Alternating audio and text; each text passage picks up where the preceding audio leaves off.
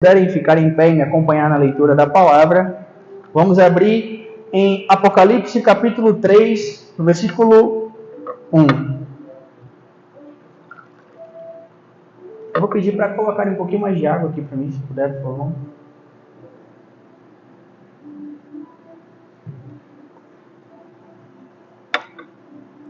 Amém.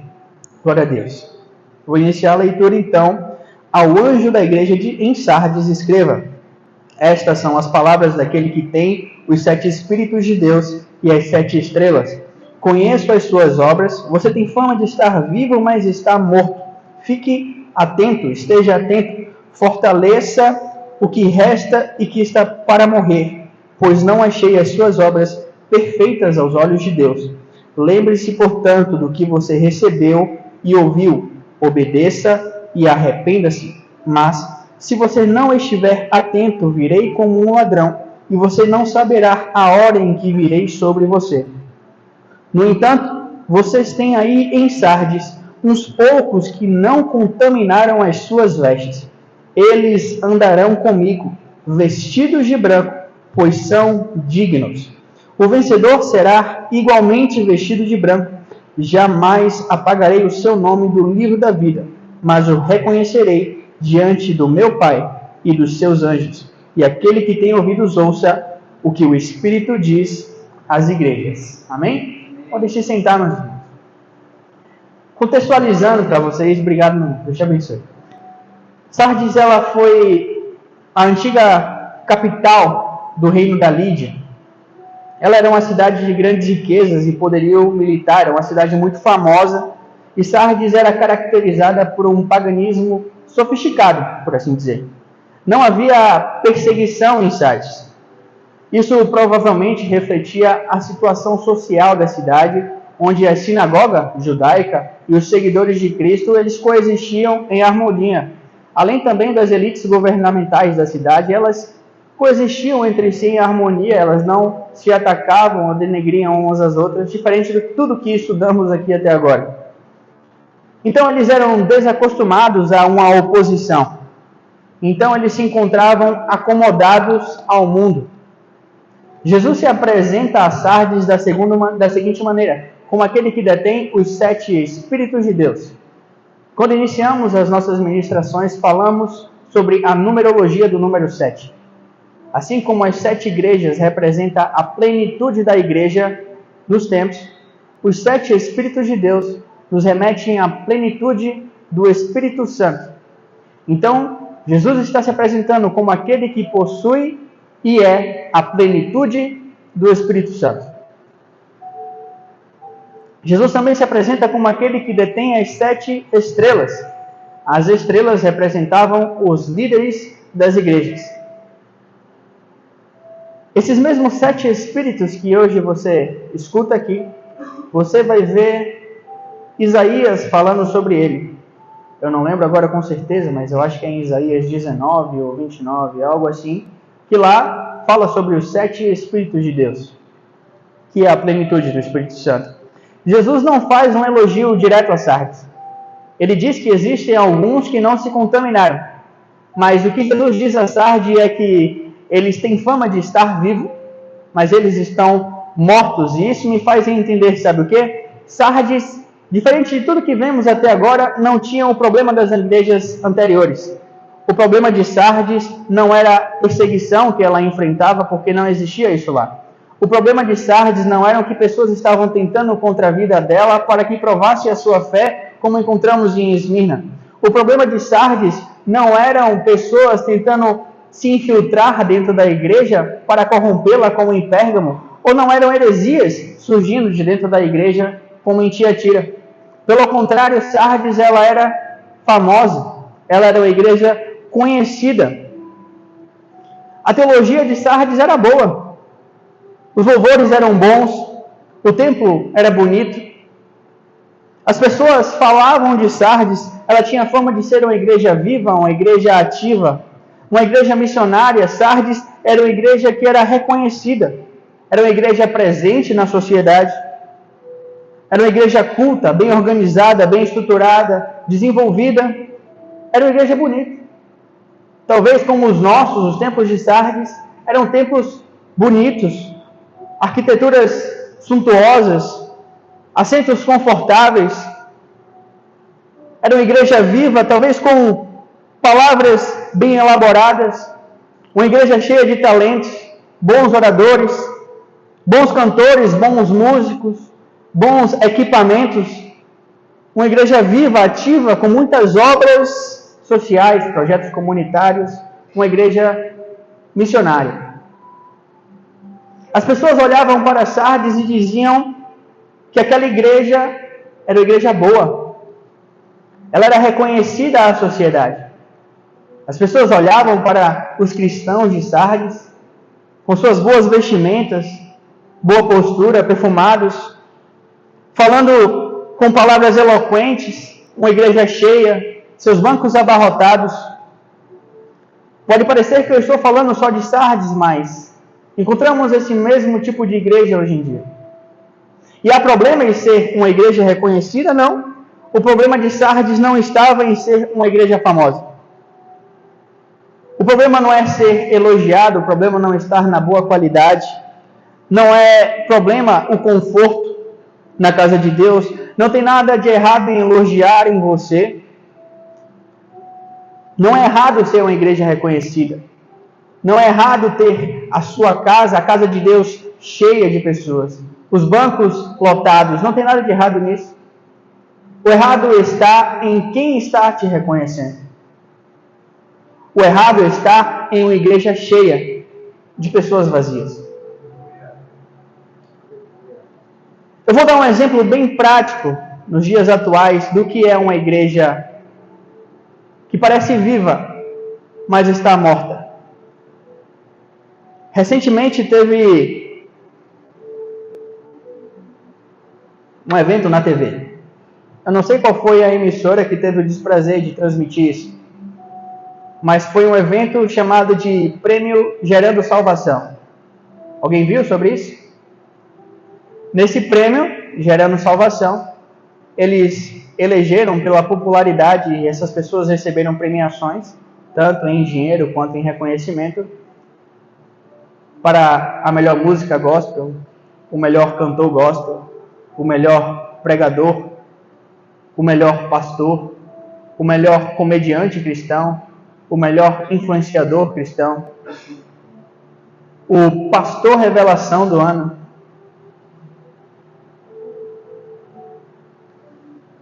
Ali estava uma igreja cheia de honrarias e glórias, com premiações de homens dadas a homens. Semelhante aos fariseus que Jesus tanto advertia, porque chegavam em praça pública fazendo as suas orações, para que todos vissem o seu desenvolvimento, a sua desenvoltura, e conseguissem então a sua honra e a sua glória. Lá estava aquela igreja, aparentemente viva, mas para Deus, morta.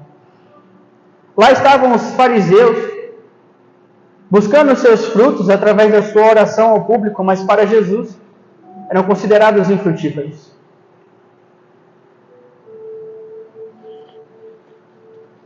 Sardes era uma igreja bem estruturada, que carecia daquilo que vivifica a igreja, o Espírito Santo de Deus.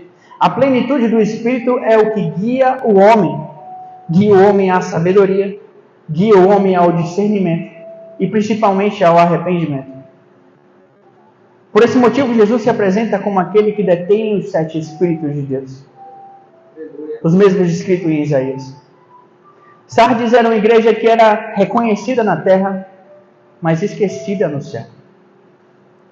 Meus irmãos, podemos com toda certeza e com muita facilidade enganar aqueles que nos assistem de fora.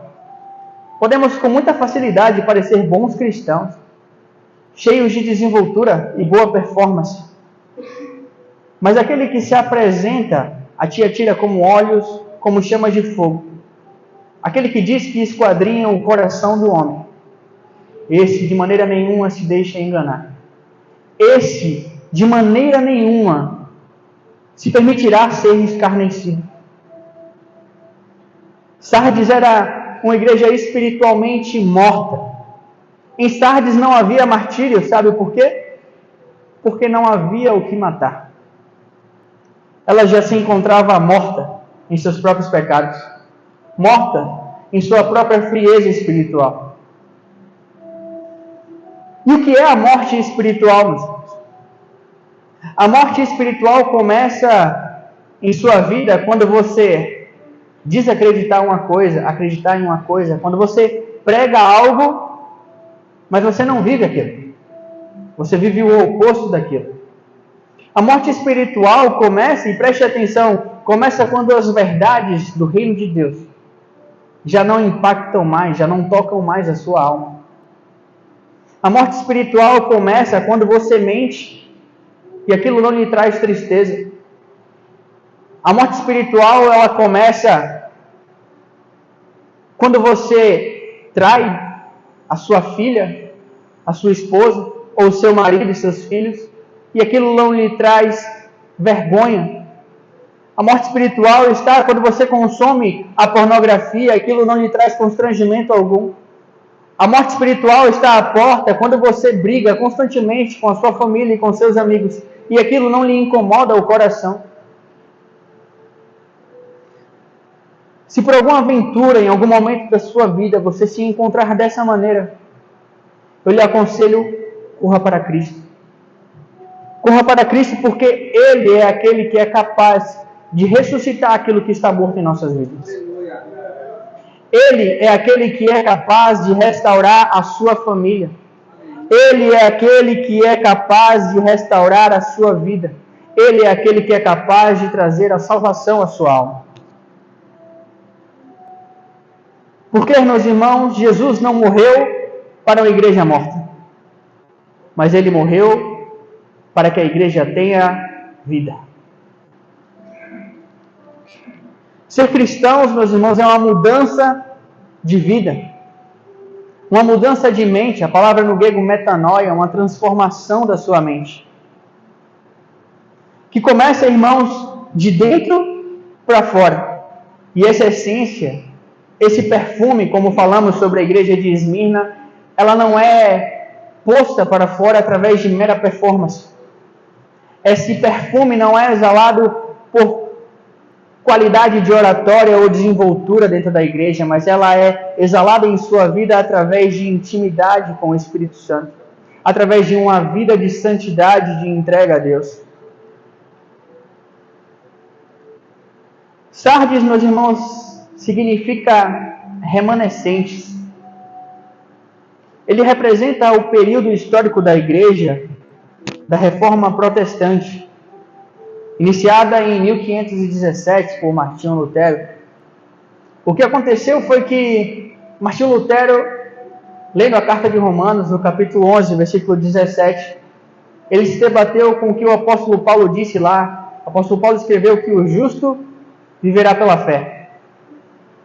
E aquilo foi um tapa na cara de Martinho Lutero, porque a teologia católica da época dizia que as únicas coisas que poderiam justificar o homem seriam as obras.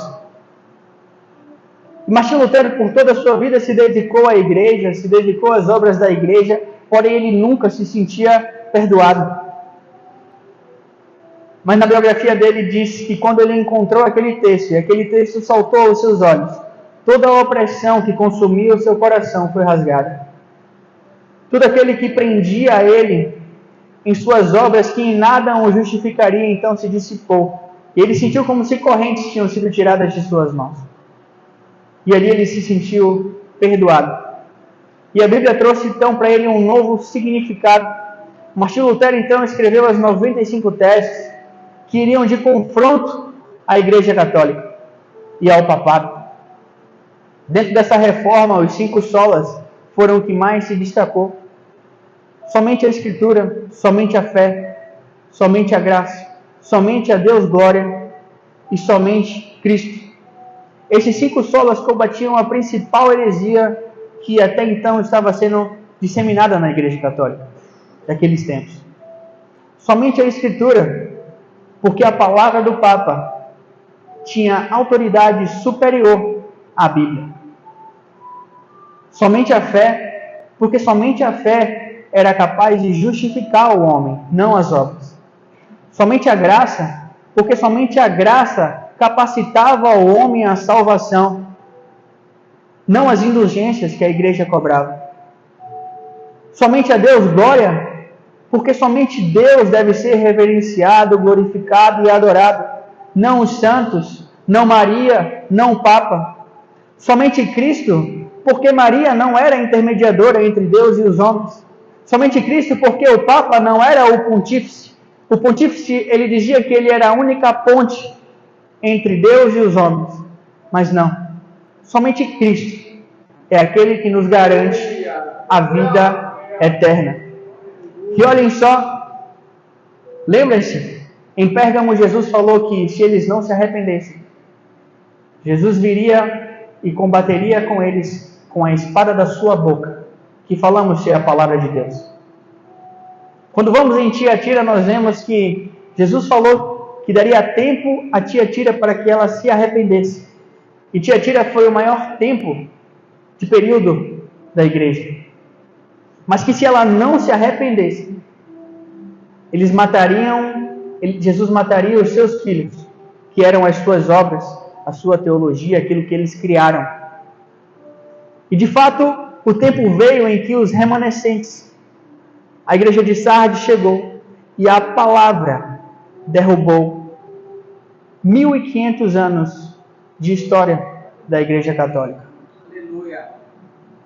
E a palavra prevaleceu.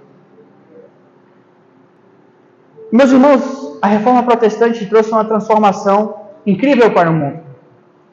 Tanto na ciência, quanto na educação, quanto na política, mas também trouxe coisas desastrosas.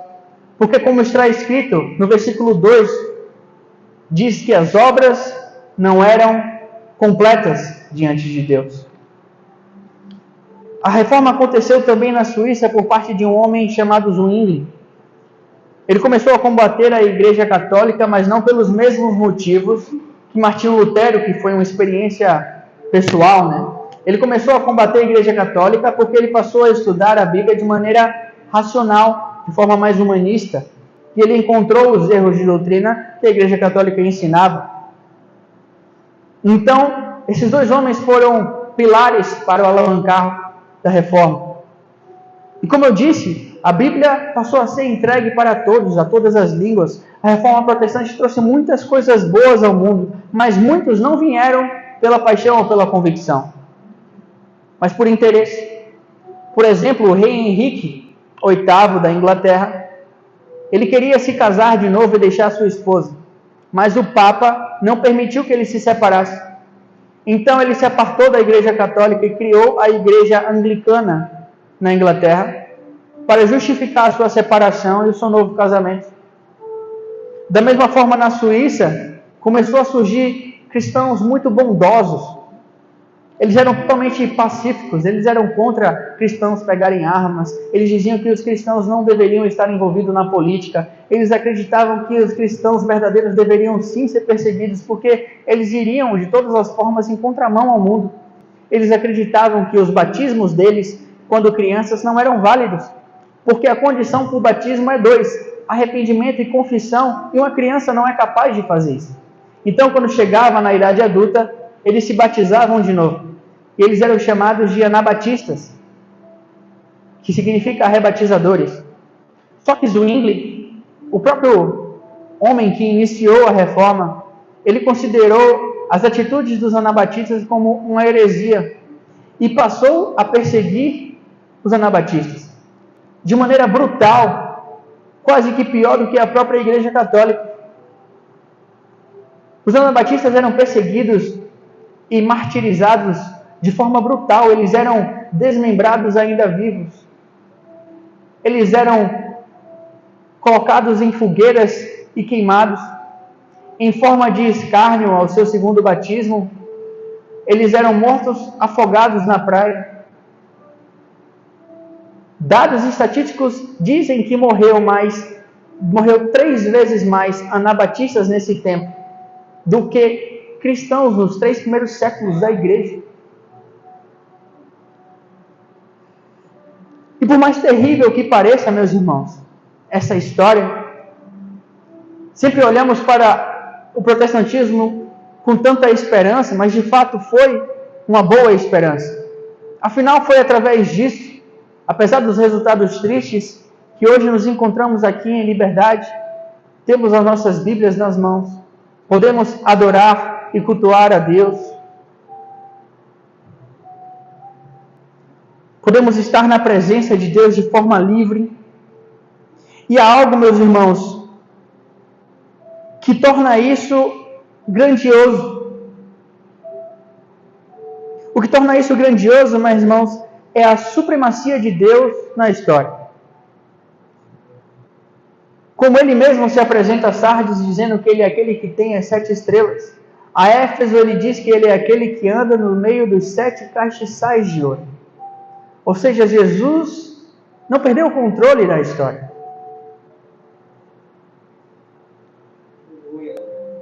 Ele caminha e governa sobre a igreja. E no final, meus irmãos, a história e o universo se convergem àquilo que Cristo disse. Pois tudo o que aconteceu até agora, aconteceu porque estava escrito. Assim como está escrito, que um dia nos encontraremos com Ele, nos ares. Assim como está escrito, onde aquele dia não haverá mais choro nem ranger de dentes. A palavra que até hoje vem se cumprindo, se perpetuará a se cumprir.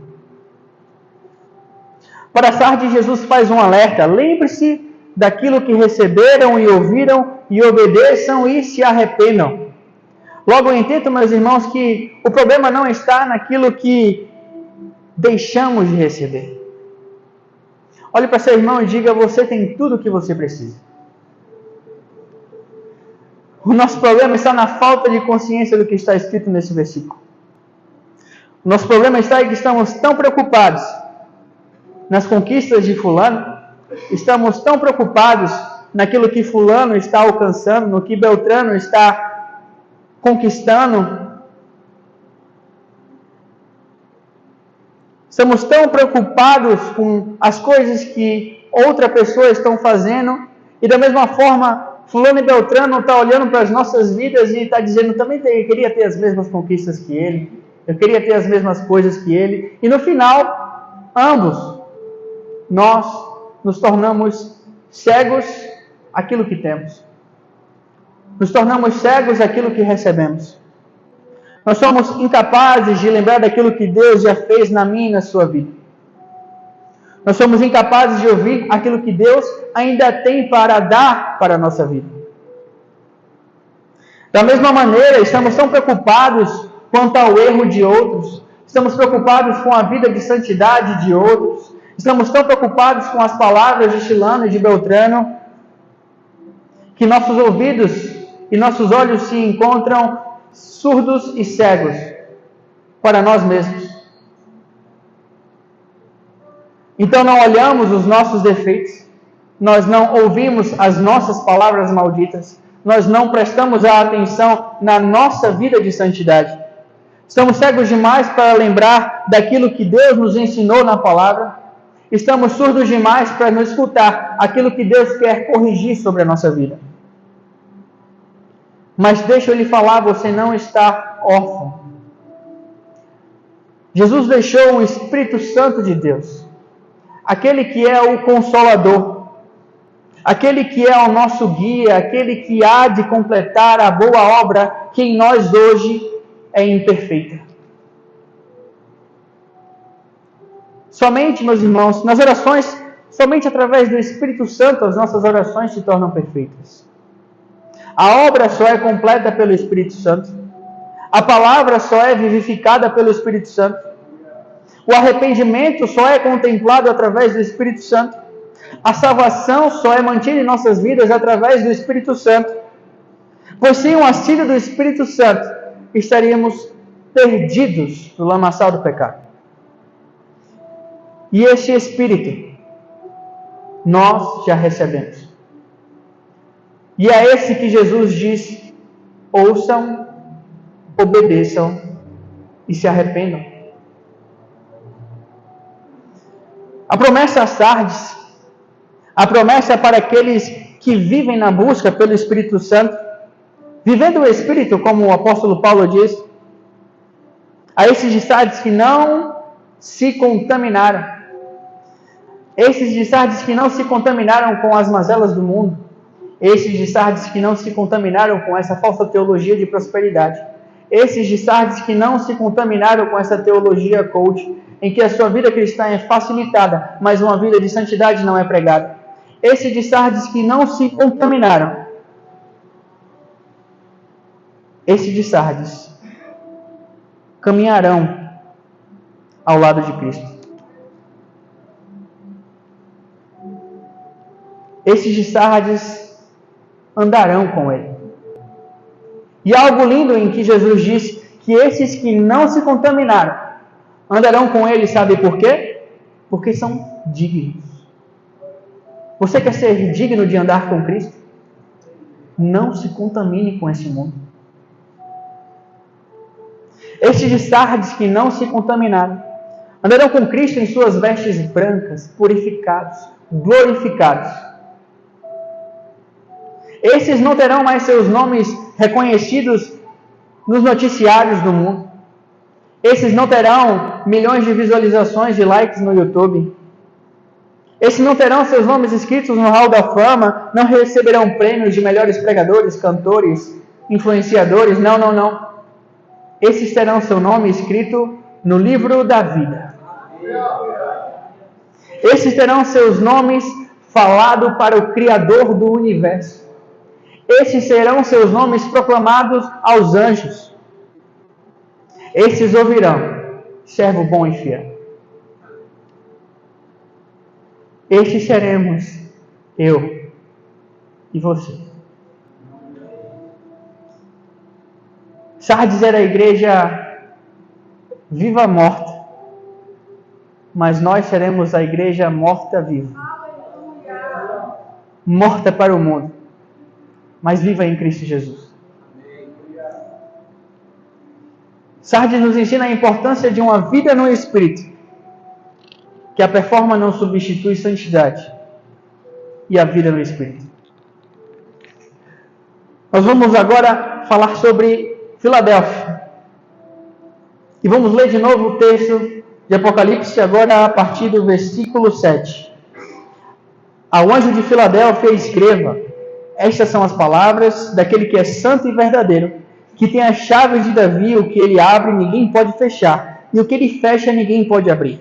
Conheço as suas obras e sei que coloquei diante de você uma porta aberta, que ninguém pode fechar. Sei que você tem pouca força, mas guardou a minha palavra e não negou o meu nome. Veja o que eu farei com aqueles que são da sinagoga de Satanás, que se dizem judeus e não são, mas são mentirosos. Farei eles se prostrarem aos seus pés e reconhecerem que eu o amei. Visto que você guardou a minha palavra de exortação à perseverança, eu também o guardarei, da hora da provação que há de vir sobre todo o mundo, para pôr à prova os que habitam na terra. Venho em breve. Retenham o que vocês têm, para que ninguém tome a sua coroa. Farei do vencedor uma coluna no santuário de Deus, e dali jamais sairá. Escreverei o seu nome, o nome do meu Deus, e o nome da cidade do meu Deus, a Nova Jerusalém, que desce do céu da parte de Deus. E também escreverei nele o meu novo nome. Aquele que tem ouvidos ouça o que o Espírito diz às igrejas. Amém. Filadélfia é uma continuidade da igreja de Sardes. Porque a obra que não foi completa em Sardes foi completa em Filadélfia. Filadélfia, ela era uma cidade que foi fundada por Átalo II. Filadélfia, a cidade, ela ficava na rota de comércio imperial. Ela era conhecida, sabe como? Como a Porta do Oriente. A cidade foi construída em homenagem ao irmão do rei Átalo. Ele amava muito seu irmão, então deu o nome de Filadélfia, que significa amor fraternal. A cidade ela foi estabelecida para ser uma cidade missionária da cultura helênica, que que era a cultura grega. A cidade ela era muito castigada por terremotos e vulcões, constantemente. Então, os moradores, tendo medo de ficar na cidade, porque os seus muros ficavam sempre rachados, eles habitavam em tendas do lado de fora da cidade. De maneira que houve um terremoto em 17 d.C. que destruiu a cidade de Sardes. E Filadélfia foi destruída toda também. E daí o imperador da época mandou ajuda financeira para reconstruir a cidade. Quando reconstruiu a cidade, então, em homenagem ao imperador, que salvou a cidade mudou de nome para Neo-Cesareia. E isso, para mim, é sobrenatural. Porque mostra como Deus é atento às nossas circunstâncias. A maneira maravilhosa como Deus fala, de maneira com que se torne claro para a sua vida. A essa cidade que ficava na cidade conhecida como Porta do Oriente, Jesus se apresenta como aquele que é santo e verdadeiro e possui a chave de Davi, que abre e ninguém fecha, e que fecha e que ninguém abre. E disse para eles assim, colocarei diante de vocês uma porta, a qual ninguém poderá fechar. Jesus sabia como falar com aquela igreja, na linguagem dela. A uma cidade que entendia o que era instabilidade, insegurança, o que era ser destruída por causa dos seus muros constantemente rachados, Jesus dá a promessa a eles de que eles seriam colunas no templo de Deus. Aquela cidade que entendia o que era receber um novo nome pelo seu Salvador, como eles receberam por parte do imperador, Jesus disse que daria a eles um novo nome, um nome ainda mais sublime, um nome que está acima de todo nome, o nome do Criador do Universo. A igreja de Filadélfia é a igreja das portas abertas. E que portas são essas? Essas portas, a porta a qual Jesus abriu para Filadélfia, é chamada de a porta do Evangelho. A porta dos corações. Jesus usa essa expressão algumas vezes. Você vai encontrar essa expressão em Apocalipse 3, versículo 20, que Jesus diz: eis que estou à porta e bato. Se alguém ouvir a minha voz e abrir a porta, entrarei e cearei com ele e ele comigo. Você vai encontrar em Mateus 7, versículo 13 a 14 também: entre pela porta estreita, pois larga é a porta e amplo o caminho que leva à perdição, e são muitos que entram por ela. Como é estreita a porta e apertado o caminho que leva à vida, e são poucos que a encontrarão. Todas as vezes que esse termo é utilizado na Bíblia, refere-se a arrependimento, conversão, mudança de vida e salvação. A porta do Evangelho foi essa mesma porta que Paulo, em 1 Coríntios, no capítulo 16, versículo 9, diz que uma porta grande e eficaz se abriu em Éfeso, porque a igreja de Éfeso estava crescendo de forma abundante. O Evangelho estava sendo pregado, vidas estavam sendo salvas. Jesus entregou esse desafio à igreja de Filadélfia. Jesus diz ter aberto a porta dos corações. Jesus diz ter arrancado todo o coração de pedra e dado um coração de carne. Jesus entregou o espírito de arrependimento, que convencerá a todos os homens de seu pecado, e disse a Filadélfia: vai. Filadélfia é um chamado à evangelização, um chamado à pregação, um chamado a missões, um chamado a proclamar o reino de Deus. E olha que interessante, Jesus diz que eles têm pouca força, apesar de tudo que confiou a ela. E daqui eu tiro algo extremamente interessante. A Esmirna e a Filadélfia, as duas igrejas que em nada se engrandeciam. Uma era considerada pobre, outra era considerada fraca. Mas, para Cristo, Esmirna era rica, e a fraqueza de Filadélfia, em Deus, tornou-se força. Porque eles guardaram a palavra, obedeceram e não negaram a fé. Mesmo diante dos gigantes que tentaram contra a sua vida, aquela fraca igreja encontrou em Deus a força necessária para perseverar. Isso me faz lembrar do apóstolo Paulo. Isso me faz ver a minha vida de uma forma completamente diferente. Apóstolo Paulo, depois daquela revelação, onde foi aos céus, ele volta e é surrado 3 vezes por Satanás, recebe um espinho na carne, e em sua angústia ele ora a Deus, pedindo que ele fosse liberto daquilo, mas Deus diz o que a ele? A minha graça te basta, porque o meu poder se aperfeiçoa na sua fraqueza. Quando Paulo entendeu isso, que a fraqueza dele resplandecia ao poder de Deus, é por isso que ele desabafa depois. O que parece loucura para a gente, ele diz: de boa vontade, pois me gloriarei então nas minhas fraquezas, para que em mim habite o poder de Deus. Por isso, eu sinto prazer nas fraquezas, eu sinto prazer nas injúrias, nas necessidades, nas perseguições, nas angústias, somente por amor de Cristo. Porque quando ele estava fraco, quando você está fraco, você está forte. Porque o poder de Deus habita em nossas fraquezas.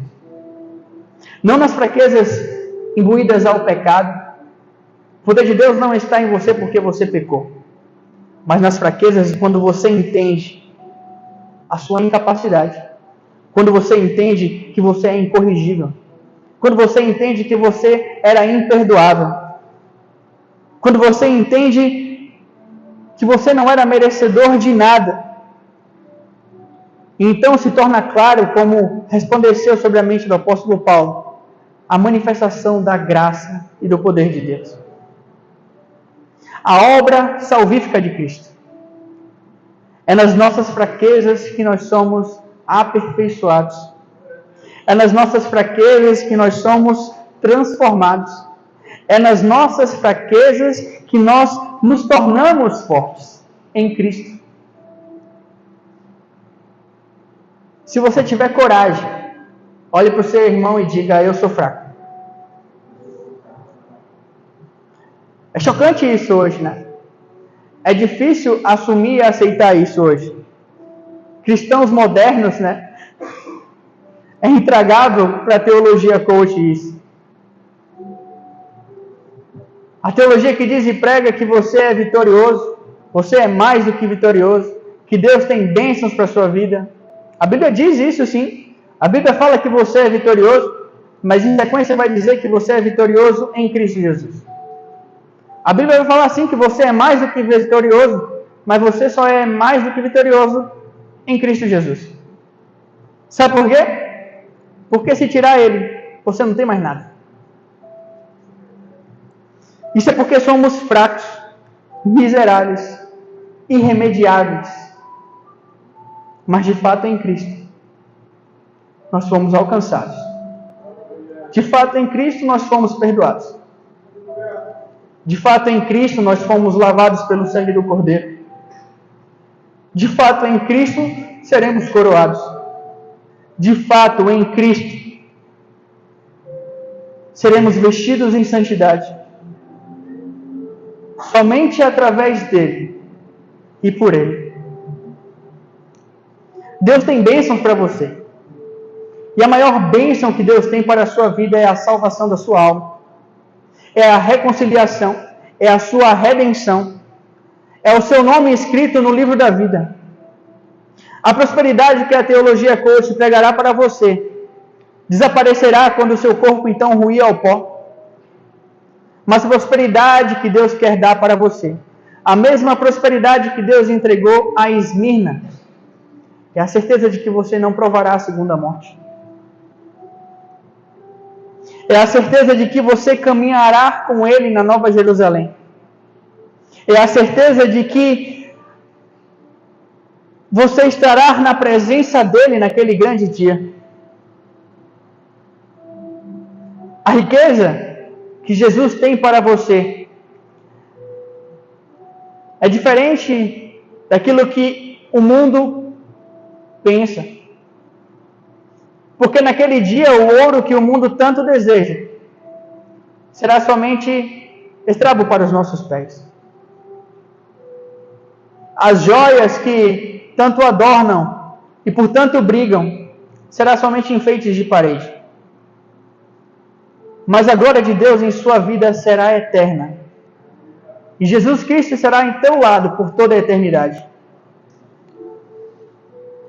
Ser fraco é reconhecer a sua pobreza espiritual, é reconhecer a sua debilidade. Mateus capítulo 5, versículo 3 diz que bem-aventurado é o pobre de espírito, porque deles é o reino dos céus. Filadélfia representa historicamente a igreja dos grandes avivamentos, por volta do século XVII, século XVIII. Após o protestantismo, veio uma grande onda de esfriamento espiritual na igreja. Houve o surgimento, então, do racionalismo e do método científico. Então, as pessoas passaram a querer provar tudo e todas as coisas através do método científico. Isso criou uma grande frieza no coração das pessoas. Porque o método científico, nem hoje nem jamais, conseguirá provar o sobrenatural de Deus. Então as igrejas daquela época se apagaram, literalmente como Sardes. Eram igrejas vivas, mortas. Possuíam suas paróquias cheias em seus cultos, mas apagados e distantes do Espírito Santo. A história diz que os cultos eram meramente ritualísticos, cerimoniais. Mas Deus nunca esteve do lado de fora da história. Alguns homens de Deus foram levantados nesse tempo, um grupo conhecido como preteristas. Eles pregavam e acreditaram que todo cristão deveria ter uma experiência com Deus e com o Espírito Santo. E eles percorreram o mundo, pregaram o Evangelho às nações. Então, em um determinado tempo, os anabatistas ainda sendo perseguidos, agora também os preteristas e também os hussitas, que eram aqueles que eram seguidores de John Huss. Houve uma guerra entre a igreja protestante e a católica, e no meio dessa guerra encontravam esses grupos que permaneciam sendo perseguidos pelos dois lados. Eles se refugiaram na região da Morávia. E imagina você colocar um presbiteriano, uma Assembleia de Deus e um batista para discutir na mesma cidade. Eram 3 grupos diferentes e eles começaram a pregar um contra o outro nas portas das igrejas, um do outro naquela cidade. E começou uma briga teológica e fútil intensa. Mas o conde daquela cidade era cristão. Em um dos cultos, ele reuniu toda a cidade e diz a ele: nas coisas essenciais, Cristo. Nas não, de lado. Então aquela cidade permaneceu então em unidade. Começaram a adorar a Deus juntos e mais não entraram nessas vãs discussões. Em 27 de agosto de 1727, esse grupo de irmãos morávios, reunidos em um culto, quando de repente, assim como em Atos 2, o Espírito Santo de Deus desceu naquele lugar. E a história diz que eles não conseguiam mais ficar de pé. Eles caíram com seus rostos em chão. Eles não conseguiam se mexer, o culto acabou e ninguém saía daquele lugar. E sabe o que eles diziam que ardia no coração deles? Um amor fraternal, um pelos outros. Eles falaram que sentiam um amor fraternal que eles não conseguiam explicar.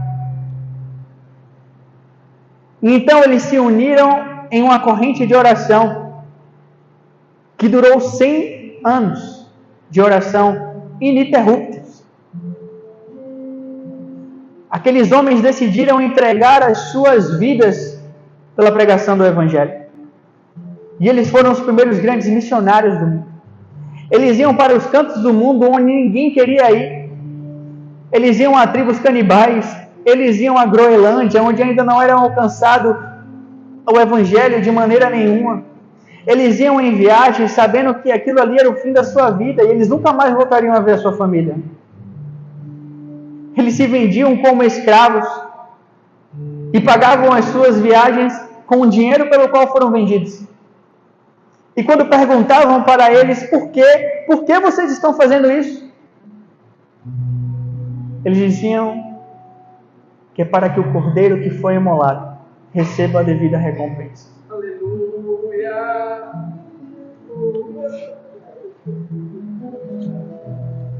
Foram esses irmãos que, em meio de uma das suas viagens para a América, eles encontraram um jovem pastor anglicano, um homem chamado John Wesley. Ele se encontra em alto mar, em meio a uma tempestade, quando Wesley temia a sua própria vida.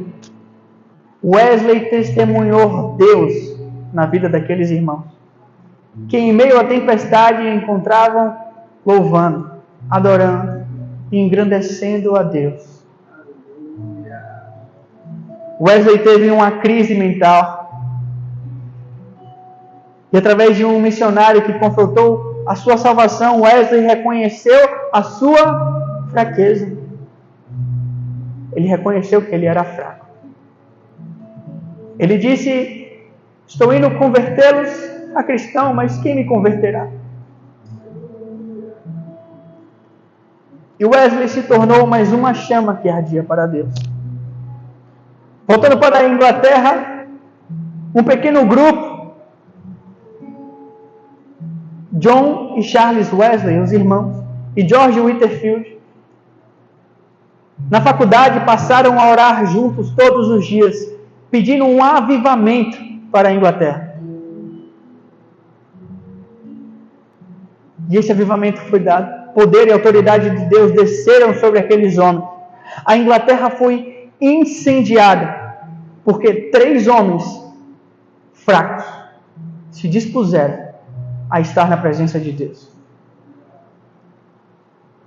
Da mesma forma, essa chama se acendeu no país de Gales.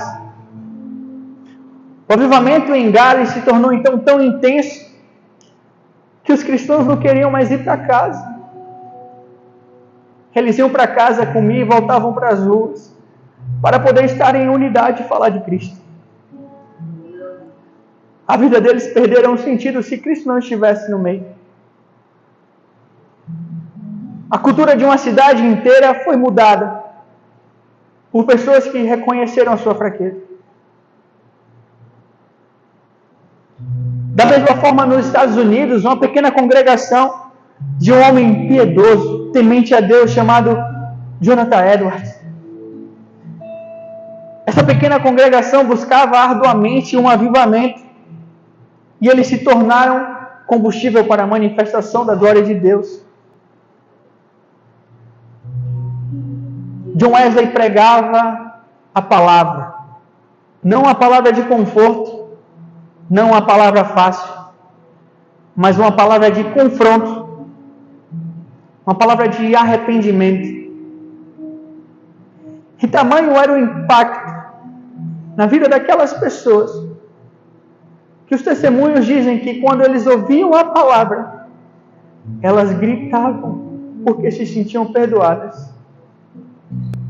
Elas gritavam porque se sentiam libertas. Tamanho era o impacto daquela palavra. E a consciência dos seus pecados, que eles se agarravam às estruturas da igreja, eles subiam nos bancos, porque eles viam em seus pés o inferno se abrir. Mas a vida deles nunca mais foi a mesma. Porque um homem, em sua pequena igreja, reconhecendo a sua fraqueza, encontrou forças em Deus. Deus não precisa de grandes galerias. Deus não precisa de muitas pessoas. Deus não quer riquezas que podemos oferecer. Deus não precisa de grandes talentos. Nem precisa de grandes pensadores. Deus não precisa de homens fortes. Deus não precisa de homens poderosos. Mas sabe o que é sublime? A sublimidade está em que Ele quer. O amor não está em precisar. Preste atenção. O amor não encontra na necessidade. O amor se encontra no querer. Deus não precisa de mim. Deus não precisa de você. Deus não tem necessidade nenhuma dessa igreja. Mas Ele quer você. Ele deu a vida porque Ele quer você. O amor está em Ele querer você, sabendo que você não tem nada a oferecer a Ele. E mesmo diante de tudo que você já fez a Ele. Mas Ele te quer. Deus quer homens fracos, arrependidos, homens e mulheres quebrantados, homens e mulheres que através dessa sua fraqueza manifestarão o poder de Deus.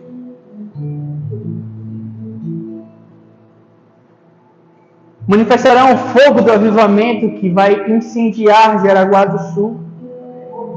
O fogo do avivamento que vai incendiar Santa Catarina. O fogo do avivamento que vai tomar o Brasil. E Ele quer você. Deus quer homens avivados.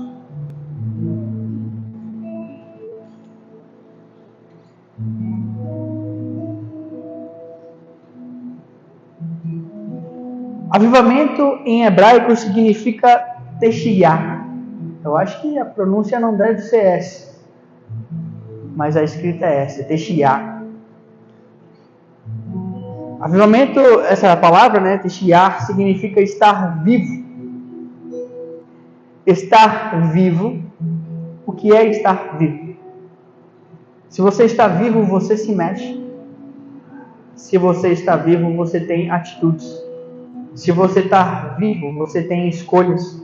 Se você está vivo, você caminhará, agirá, terá ação.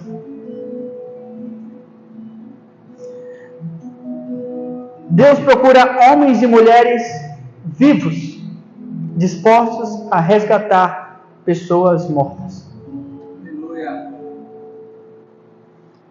Teshiá tem um significado de ressurreição. No grego a palavra é anastase, que tem por significado, além da ressurreição, levantar-se, se posicionar. O avivamento vai começar através de homens e mulheres que, recebendo a vida, Jesus, vão se levantar e se posicionar nessa terra. Para, como eu disse,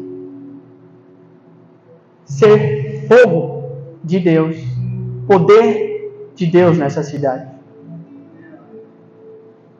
Vocês querem viver um avivamento coletivo? Então, primeiro vivam um avivamento individual. O Senhor falou isso no meu coração hoje enquanto eu trabalhava.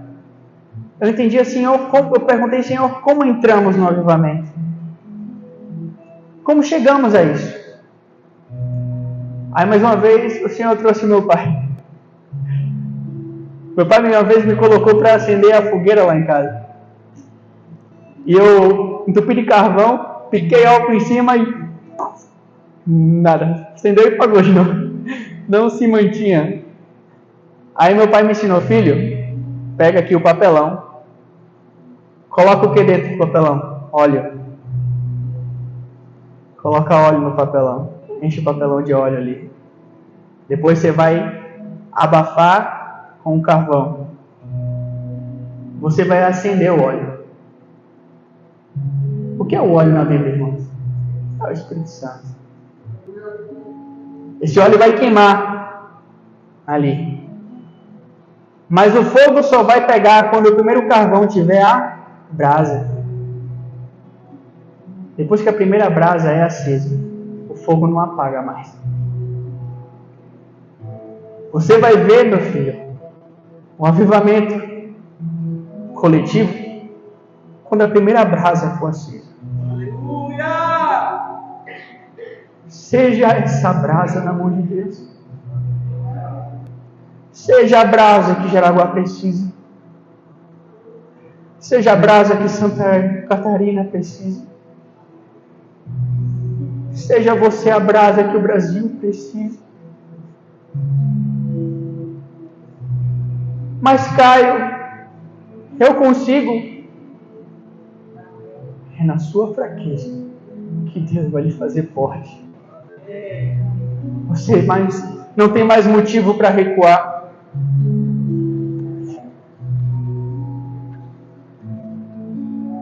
Olha só, essa igreja fraca. Deus diz que fará dela coluna no templo de Deus. O que são colunas? São pilares de sustentação, né, da estrutura. Os fracos serão a sustentação da igreja? 1 Coríntios capítulo 2, versículo 14. Ora, o homem natural não compreende as coisas do Espírito de Deus, porque elas lhe parecem loucura. Nós não vamos entendê-las, porque elas se discernem espiritualmente. O Espírito que há em vocês manifestará toda a graça de Deus e lhes capacitará para ser a estrutura da igreja. O mundo jamais entenderá isso. Olharão para você e dirão: mas ele é insignificante, ele não tem valor nenhum. Mas para Deus, você será o pilar de sustentação da igreja. Será através de você, de cada um aqui hoje, que o inferno será saqueado, que o céu povoado para a glória de Deus. Então, irmãos, aqueles que lhe acusavam, aqueles que hoje apontam o dedo para você, aqueles que hoje degrinem a teu nome, aqueles que hoje mentem sobre a sua postura, aqueles que hoje ofendem a sua fé, aqueles que hoje causam amarguras à sua vida. Como está escrito, eles se prostrarão e terão que reconhecer que Ele te amou.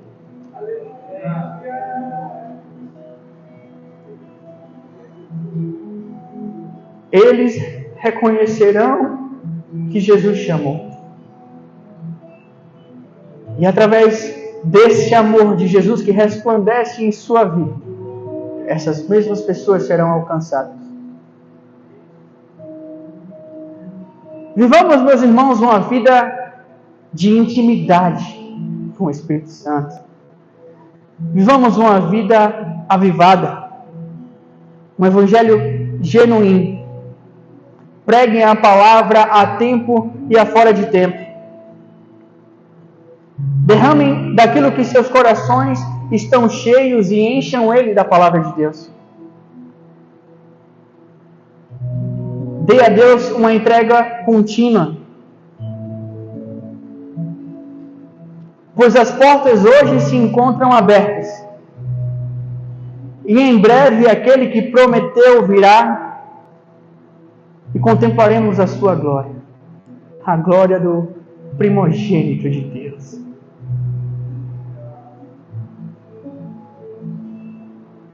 Amém.